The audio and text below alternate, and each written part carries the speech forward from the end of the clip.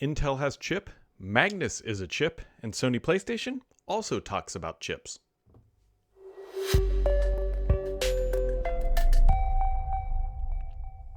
Happy Friday, friends. It is Friday. We are in, technically, I guess, the middle of October, the first day of the middle, because I consider the middle of the 10th through the 20s. And so here we are into Techtober. There's been a lot of things happening, a lot of things coming out, a lot of things being talked about, including Magnus chips. We got PlayStation chips. We've got Intel with chips, and we got start menu stuff. So hopefully everybody had a wonderful week. We got a ton of questions like we did last week, which is awesome. Let's dive into the tech news here super quick. So Microsoft showed off a new Windows Start menu, if you will, that will be shipping out here in the nearest future. Now, I have a massively biased opinion, but I think this just looks blah. Like, I don't know. Like, that's Microsoft Start menu. For most people know, but if you don't know, I work at Stardock and we build start menus, and like, this is my start menu. Like, this is the one I use every day. So yeah, I don't know. Anyway, so this experience is coming and you can modify it lightly if you like. The phone thing on the side is definitely a bolt-on, but other things will be coming, like the folders and the more recommendation stuff showing up in the middle. I don't know. Microsoft is going to do what Microsoft is going to do, and they're going to put recommendations and co-pilots and everything in front of you, hopefully that you'll click and boost up their KPIs for what they are trying to accomplish at the end of the day. One thing that was announced this week that looks, I would say, good, better, I was going to say more interesting, if you will, is so OneDrive is getting a pretty big overhaul is one way to describe it, but definitely enhanced and new functionality and a lot of things coming. One of the minor things that was announced that I'm super excited about is so there's going to be single permalinks coming. So I use this stuff all the time where you right mouse click on a file and do share, and then you can send a link, and it's a whole bunch of gibberish, and then you can adjust the permissions and everything else. But having a permalink for a specific file and being able to adjust permissions, that is super helpful. And I'm assuming, which I don't think they showed off, like a way to navigate your existing links out there much easier than it is today. That would be awesome. And then there's a whole bunch of new AI stuff coming, like a new photo agent to help organize and find things. There's AI mobile editing, because of course there is, and also smarter search and answers, which I'm guessing are search results at the end of the day. The new look looks great. The back of my brain is kind of wondering, like, I know why they're doing this, but like, why are they doing this, right? Is this some part of some big overhaul across the entire OS, or like Microsoft sort of apps and ecosystems that we're starting to see? And this is the first one. I mean, we've seen Paint get a whole bunch of stuff, but anyways, OneDrive getting a pretty big update. I think it looks pretty good. I'll be excited when that finally starts rolling out much broader at the end of the day. However, something that people are not going to be happy about is Microsoft is once again making it even harder to use a local account for Windows 11. This is obviously Windows 10's coming to an end, and they're like, we don't want people using local accounts. You better sign up and give us your data. Microsoft hasn't really, they have their reasons why they don't like this, but very clearly it's a small percentage of people who are doing it because you already had to jump through a bunch of hoops, but they are closing that door down too. So if you were using a local account or need to use a local account on sign up, I don't want to say it's not possible still, but Microsoft continues to make it much harder and harder and harder and harder at the end of the day. The other big thing happening in the world of Windows, if you will, definitely in the business world related to Windows, is that Intel 18A process is now churning out chips. At least that's what they're telling us.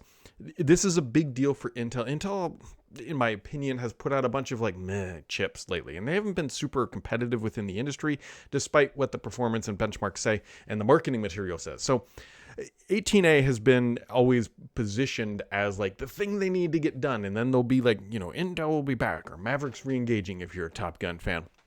And so Panther Lake is supposed to be it. We will see. I am not believing any of the marketing hype or anything else until it's in everybody's hands and being used for a long period of time, because benchmarks aren't great for, they're great for like, hey, I want to know the performance specs, but they're not great for like long-term usage scenarios, meaning, right, like you can run a benchmark, get a scenario and everything else, but like the issues with the current Intel chips don't really show up, and they're very finicky and it's not consistent. And so they don't show up in marketing material or benchmarks. So it's just one of those things.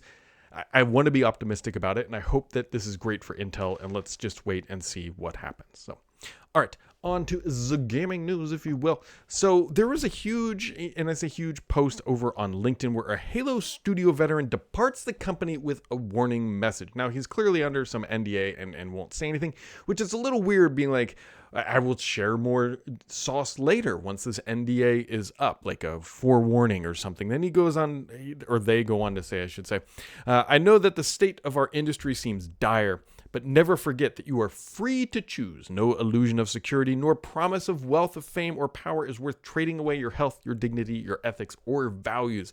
And no one can force you to stay. Stay strong, take evidence when necessary, which is a very ominous thing, and find where you belong. So to me, this is coming from the Halo Studios, so to me it sounds like a couple things. One, it sounds like the crunch and do more with less is very much a real statement.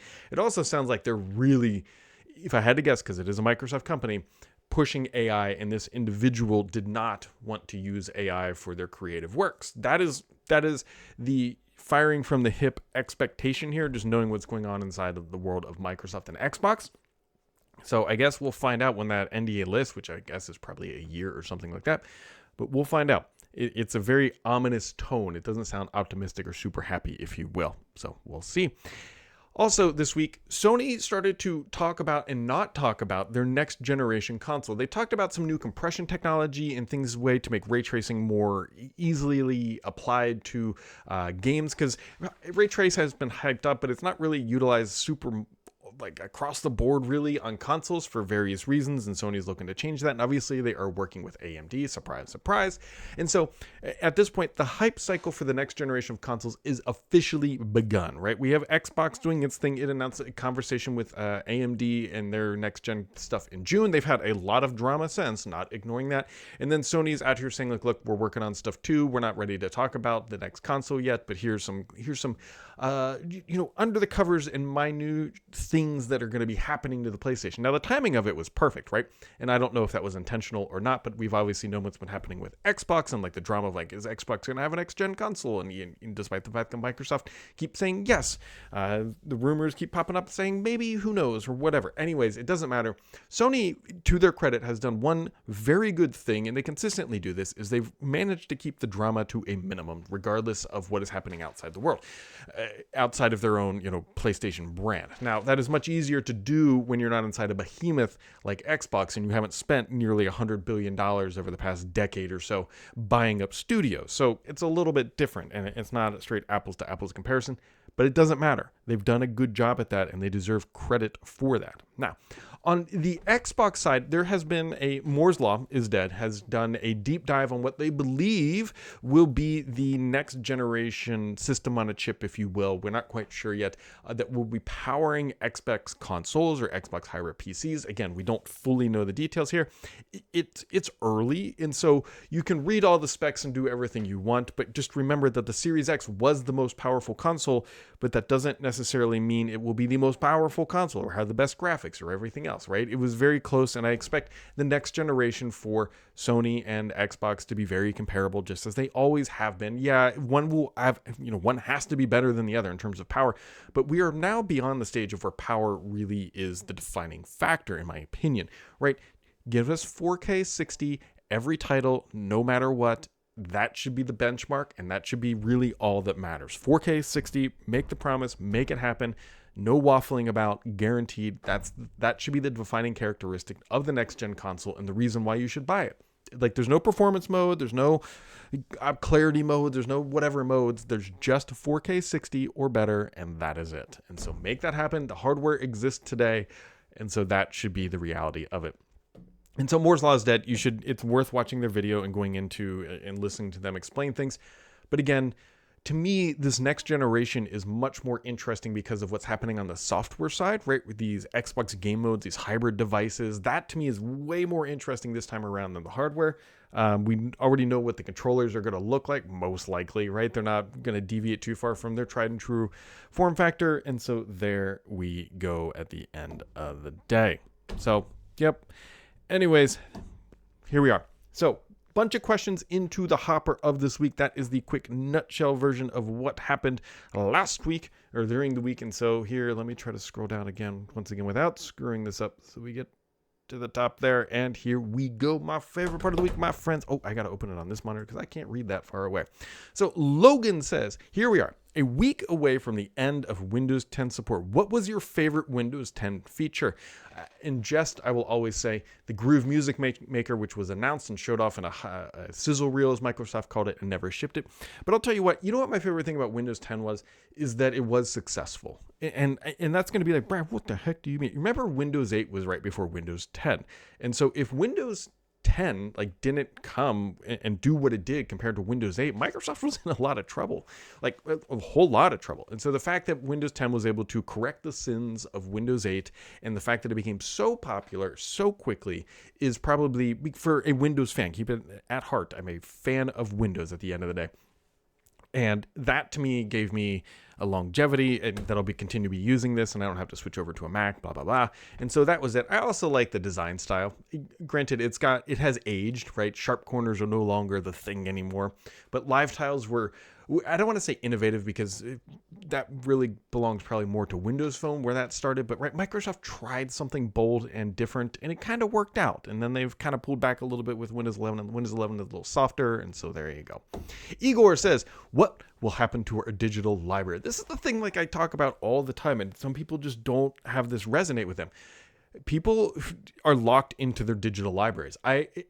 If there's one company on planet Earth who does a tremendous job with backwards compatibility, it is Xbox. That has been, through all the generations, Microsoft has done an above average to excellent job with backwards compatibility for their titles, and I don't see that changing anytime soon. Nintendo's the worst, Sony's somewhere in the middle-ish, but Xbox is like a leap ahead. So of all the digital libraries that I think will transition with you the rest of your life or whatever, as long as you don't expect to play it on a PlayStation or a Nintendo Switch, but if you expect to be able to play your digital library that's on your Xbox console today on a PC-like device or next-gen whatever, Xbox is going to be the ones to make it happen. So I would expect that they would travel with you, and Microsoft is working to figure that out, because that is a hallmark of the Xbox brand, and why the people like myself are so loyal, knowing that I can go fire up my Xbox and play games from the 360 or older era.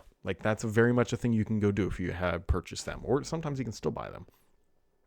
101 Lunga says, you may have already covered this, but do you see the Xbox hybrid PC console being more powerful than the PS6, but also more expensive as a result? It seems that no longer companies want to keep the console market, but rather the OEM PCs. It's an interesting question.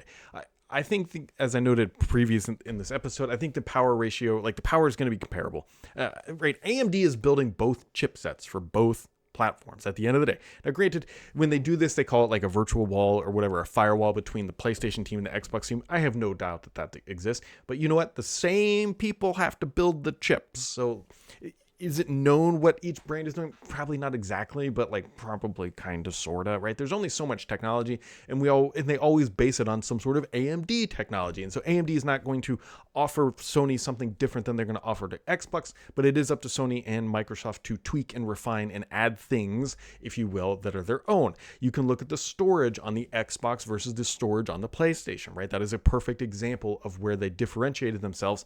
And who did it better? I think realistically, probably Sony did. Microsoft, however, made it easier to add storage, right? You just plug the card into the back of the box and there you go. But at the end of the day, just using standard off-the-shelf components is always a better option for the end user. So I don't think there's going to be massive power differences between the two, but I do think Microsoft is going to continue to close and shrink down the differences between a console and a PC. And we keep talking about the software layer being the holy grail across both. And maybe this is again another transition piece of that. This time around, it'll be much, much, much, much closer. Right now, we're kind of close, maybe, and then by the generation after that, it's the full PC experience. We don't know, but we will find out here probably in the next 18, 24 months is my guess. Danny says, with higher prices on consoles and games and Game Pass, do you have any good news? The good news is that my grass is growing very well. I did good overseeding this year. The fertilizer is laying out nicely, and it is a deep, rich, and thick foresty grass.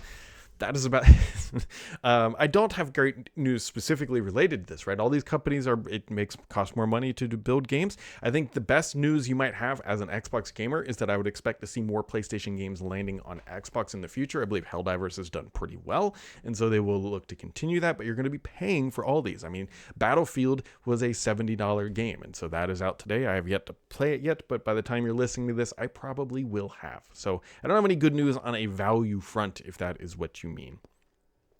JPJG86 says, it kind of feels like Microsoft is actively trying to drive consumers away from their business. Game Pass, Windows 11, local account blocks. It feels like they're daring a new S or third party to challenge them in the consumer space. Would you agree? Well, I would agree that they've always had third-party competitors. I mean, Mac OS has always been a challenger. It has been there for literal decades. I don't think Linux is going to be much as people want to say Linux, year of Linux desktop. Like, so many things have to happen for that to work. As a perfect example, just gaming on Mac, right? That is the next big move that hasn't really occurred. It's getting there. There's things that happened, but PC gaming is still supreme by a wide margin. And so to try to get all that over to Linux too, which has an even smaller user base, which is also a less premium user base, right? Like, people who are running Macs are typically considered premium consumers, right? They're paying more for hardware, they're paying more for experiences, so they're more than likely to pay for certain things. But Linux is about the opposite of that, and Windows is somewhere in the middle. Microsoft is trying to drive their business forward, and that is coming at the expense of consumers. And why is that? Because they're used to being able to get away with this on the enterprise side. Like, look, business customers aren't going anywhere. We can just keep ramming it this way. And local accounts for businesses aren't really a thing. And so most consumers, I believe, and I might be wrong with this, but most consumers start their journey into Windows with a device they bought and it's already set up. And so like it's already past that local account thing to some extent. I know there's workarounds, but most people grab the device from Best Buy, just follow the prompts and they're in. So for the enthusiast, yeah, they might be pushing people away or pushing people to dig their heels in just a little bit deeper. Dark Curious says, hello, Brad. I hope you're doing well, Dark Curious. What are the possibilities that Microsoft will drop Windows 12 with Snapdragon X2 Elite Extreme fall of next year? We'll find out. I think build is probably going to be our best indicator, right? They just did a massive reorg. So they just did a massive reorg for Windows. I'm assuming that they have a new plan for Windows, which we don't know what that is yet. I hope it's like a Windows version next, but I don't know. He says, my Surface Book 3 i7 is starting to show its age. And what's your opinion about them going back to making a Surface Book? They will not go back to making a Surface Book. I would bet pretty heavily on that because they've moved away from the form factor. That team has been scattered to the wind, and so that I would not expect that to happen. So yeah. He says, one last question. With the Extreme 2 that is coming out from Snapdragon, do you wish Microsoft would bring back the Surface Studio? I wish they would. I wish Microsoft would bring back all their Surface hardware. I wish they would have shipped the maybe not the ear things, whatever their AirPod competitors. Those are, but I wish the Surface Studio had a future just because it's a beautiful machine and it makes perfect sense to be running on ARM. I wish that they were continuing to take risks with hardware, but they're beyond that. They're just shipping boring vanilla laptops these days and the Surface Pro because those were the things that sold. And so, yeah. Yep. Lynn Harson says, if we're beginning to see a slow fade on Satya as CEO, any early thoughts about his era leading Microsoft? So, from a business perspective, Satya will be remembered fondly for how he was able to grow the business significantly. And I mean massively. If you go look at not just the stock price, but how much money the company was making under the Ballmer era and versus the Nadella era, Satya Nadella will be remembered by the stakeholders very fondly. Now, by consumers, that might be a little bit different because you're going to say, well, he killed the Windows Phone. That was the first thing that he did. That was beloved by a lot of people. Xbox is going through a lot of turmoil. That is going to annoy a lot of people. But I think overall, if his job is to increase the value to shareholders and increase the value proposition of the business, he has done a phenomenal job from there. The Snyder 499 says, hello there. Hello, Snyder. He had no questions, or she had no questions. Chargasm says, is there any hope to get Microsoft rewards and Xbox in Finland? There's hope. There's always hope. Never lose hope. Is it going to happen? I do not have any insight into that. They just overhauled and updated their reward stuff when they redid the Game Pass stuff, which, by the way, has gone over very poorly because they kind of forgot that in some countries they have to give them a certain amount of notice and they can't change active subscriptions and like things like that, which is really interesting. And one of the issues here is like, let's say your subscription is $19.99. Which it was for Game Pass Ultimate, and they jump it to $29.99. Microsoft on their end, like, we'll just change the number, and the next time it renews, it will be, it'll be good, right? That is what they're going to do. But then Microsoft forgot that in some countries, namely in the European Union, you can't do that. Like they would have to cancel the subscription and then re-sign up, which is a huge risk for Xbox. To just go and say like, all right, we're going to end all these. Please click this button and agree and upgrade or resubscribe to this thing. That is a huge risk. And so now, as per usual with Microsoft, they are scrambling to try to figure all this out. I hate passwords. No, seriously, 4809. It says, considering the fact that Micro seems to have moved from a growth strategy to a revenue maximizing strategy, do you see an ad-supported Game Pass tier as opposed to the rumored ad-supported streaming tier? Also, what do you estimate their sub count drop has been? He says, I kept Ultimate. It's so hard to, I don't know. To estimate the fall of Rome is very hard, right? It doesn't come in, well, this kind of comes in waves, right? They made the announcement, a certain amount of people ejected out of the flow or out of the subscription, and they might come back in various things. Like me personally, like I have moved around. Actually, I should be fully transparent that somebody did send me a gift code for a year of Ultimate, which was extremely nice of them. I did not expect that. So I'm back to having Ultimate, even though I personally canceled my own. And so going from there, I have no idea. All we know is that it wasn't growing after that date. It definitely shrunk some. So as for an ad-supported tier, I wouldn't take anything off the table. Here's how I would expect this to play out, though. So they will try the streaming service. Let's imagine that's a huge success. Like, what if it truly is? Like, what if they do streaming with ads and like everybody plays it for free, just go get whatever? What if it is? You would absolutely expect them to try that for the traditional streaming service or subscription service. Then they make it $5 a month with ads. That's kind of like the Netflix thing, right? There's the no ad high premium, and then there's the middle, like pay money and have ads. So I don't think it's unreasonable to expect that if things go well with the streaming side, that they would expand that. Adrian says, do you trust the Xbox PR statement saying they will make consoles for next gen? Or do you believe it will be technically, and the research will be used for OEM and maybe server stuff for cloud gaming? This is what I mean where Microsoft has a PR issue right now, because they came out and said in June, they're like, we're doing stuff with AMD for next gen first party consoles. Great. That goes by. All this weird stuff happens. Then they come out and say, hey, just keep referring to that after all the rumors came out. And it's one of those technically things. They say first party console. Well, how do you define a first party console? This is going to be the question. Look, let me put it this way. If Microsoft doesn't ship a console that is like classic Xbox, I mean, made by Microsoft, sold by Microsoft, shipped by Microsoft, I will be disappointed, because that is the thing that I would most likely buy for the next gen, whatever they're doing. Even if it is just a hybrid PC, I don't really care. As long as it's a Microsoft thing built by Microsoft, not by Asus or whatever else, it is theirs, and they don't do that, I will be disappointed. Now, Microsoft could manipulate and turn that statement, and this is where Adrian is hitting at, is like, well, is the ROG Ally X considered a first-party investment in first-party consoles? Like, could Microsoft say, like, that is a first-party console now that it has an Xbox button, that's what we consider. And then all of us would be like, yeah, I guess technically, but that's not what we meant. And so then I would just be disappointed if that is the true future. Now, it would not surprise me in the future if there are these third-party devices that allow you to have Xbox experiences like the ROG Ally X, including backwards compatibility. That would not surprise me. But again, I still expect Microsoft to ship their own console, at least for this generation. If they don't, I would be disappointed. Danny says, is it better for Phil to retire? It's hard to say. People have many mixed opinions on Phil, and Phil is obviously getting a lot of pressure from the top. Here's my honest reaction for that is that they need to get through this transition. doing a leadership swap during a transition like this is very difficult because the new leadership would come in. It's like you don't just replace Phil. Phil would get replaced. The person would come in. They would have their people that they trust and want to bring in. So then there's going to be massive reorgs and everything else. And it would slow down the transition that is happening. The only reason Phil will get replaced right now, in my opinion, is if the board of directors or Satya looked at Phil's plan and said, we don't think that's worthwhile. You are headed in the wrong direction and we need a reboot right now.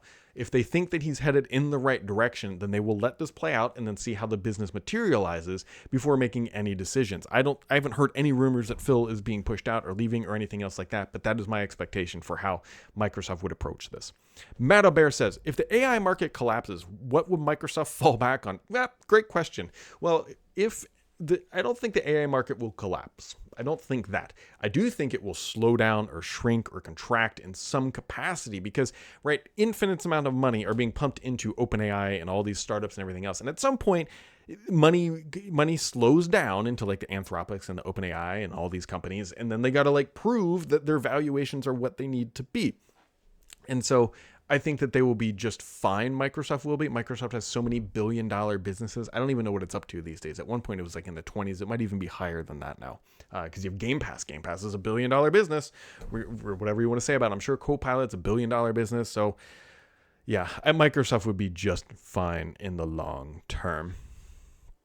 So, let's see here. Mr. PKI says, is it true that the next generation or the generation console is not canceled? I do not actually know. If that's true, when can we expect to see a new Xbox console? Will that be the next holiday? Oh, I think he had an autocorrect there. Believe he means, is it true the next generation console is not canceled? I don't think it's going to be canceled. I don't think that. I would be pretty disappointed. If that is true, when can we expect to see a new Xbox console? I think the AMD rumors that came out from this week said 2027. We had heard 2026 and 2027, so we're not far off from hearing that. He also goes on to say, you always say the only BS on the channel is you.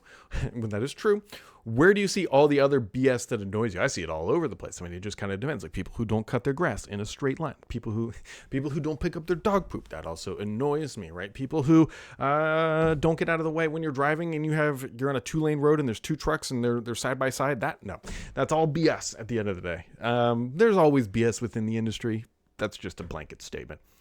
And his third question, he says, Activision claims 97% of the cheaters it catches in Call of Duty Black Ops 7 are banned within 30 minutes, thanks to Secure Boot and Ricochet. Ricochet is the Activision version of anti-cheat. Does this mean that Call of Duty 7 only runs on Windows 11 since it has all that TPO2 support?